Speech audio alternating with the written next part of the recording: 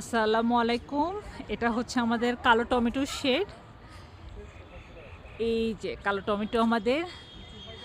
কালো টমেটোর মানে জাস্ট ইউনিক একটা এটা দেখা যায় না সচরাচর, এবং হচ্ছে যেটা নরমাল টমেটো থেকে এটার দামটাও অনেক বেশি। আর মাশাআল্লাহ আমাদের যে শেডে প্রচুর ফুল, এবং হচ্ছে প্রচুর টমেটো ধরছে মাশাআল্লাহ। জাস্ট হচ্ছে থোকা থোকা করে টমেটো ধরে আছে। এই যে প্রতিটা গাছের প্রতিটা ইয়াতে মাশাআল্লাহ। এই হচ্ছে আমাদের টমেটো, এটা কালো টমেটো। এই যে ভিতরে ভিতরে ধরে আছে।